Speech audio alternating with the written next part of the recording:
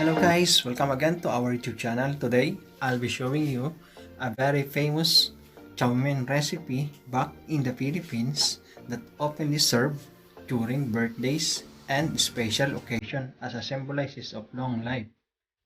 This recipe is pork pancit canton, which look festive because of so many ingredients of vegetable that we're going to put in this kind of recipe.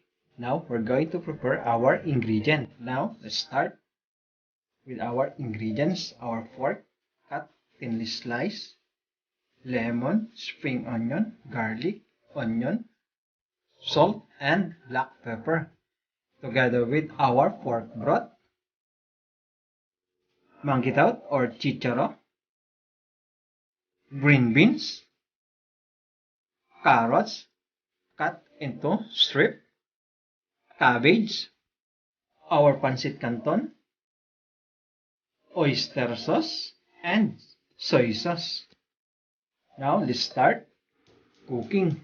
On a big wok, just pour some oil, spread it on the wok, and let's start sauteing our garlic.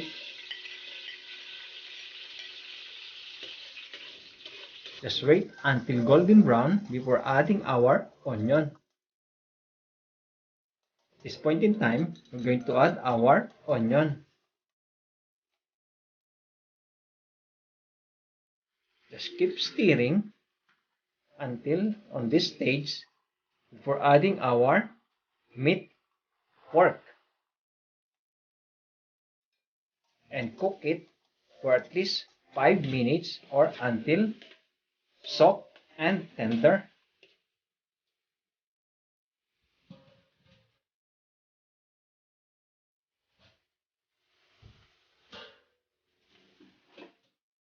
Now that our meat are already cooked, we're going to add our seasoning, our oyster sauce. Just keep stirring, and then our soy sauce.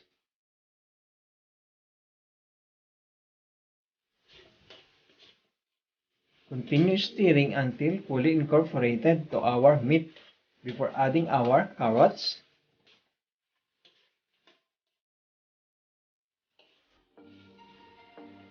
green beans,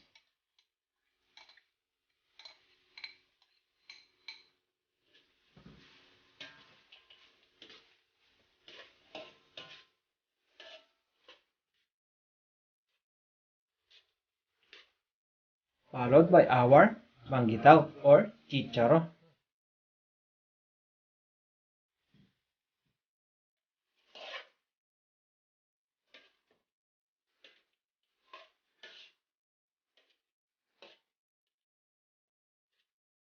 Let's add our black pepper for seasoning and some salt.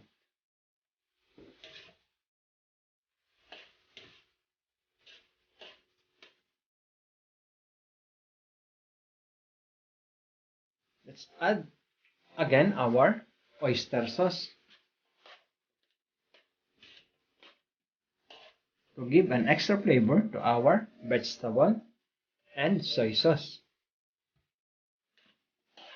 It depends on you on how much are you going to add on this vegetable depending on your taste and about a portion of our pork broth to fully cook our vegetable.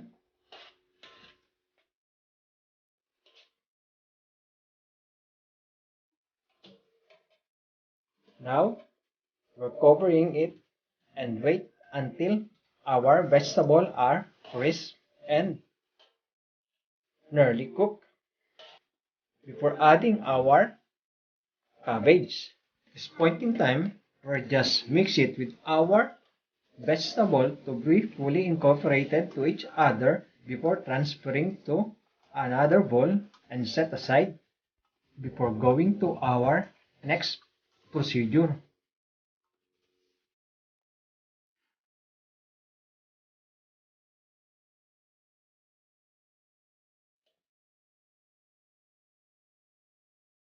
Now start cooking our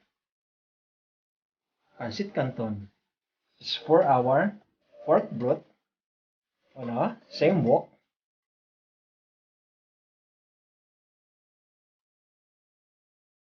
And season with oyster sauce again and soy sauce depending on your taste and preference, together with black pepper and salt.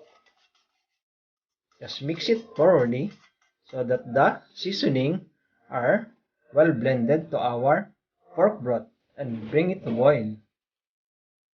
Now it's boiling, it's time to add our pancit canton noodles.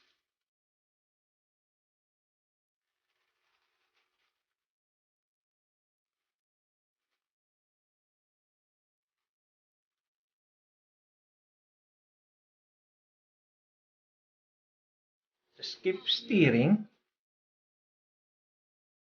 to our soup and wait until all the soup are absorbed by our pancit canton.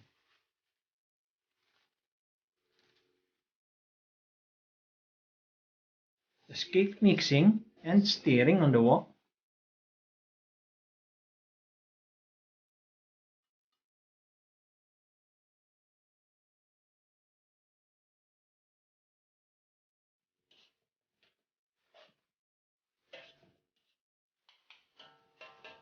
This point in time is now ready to add our pre-cooked vegetable. Just leave some for our toppings.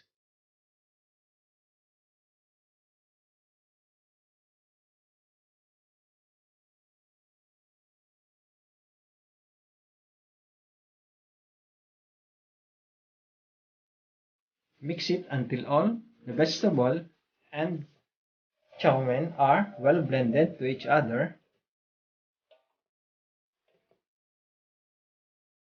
Now, let us taste our pancit canton. Now it's ready. Let us now transfer it to a clean dish for final plating. Please guys support our YouTube channel for more videos to upload in the future of DIY and cooking in the future. You can see these videos as well to our Facebook page Lutuing Pinoy Abroad, Instagram Lutuing Pinoy Abroad.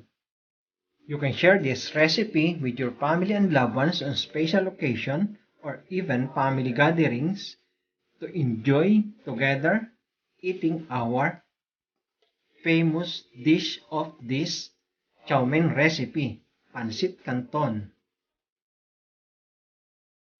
Thank you very much and God bless everyone. Happy eating!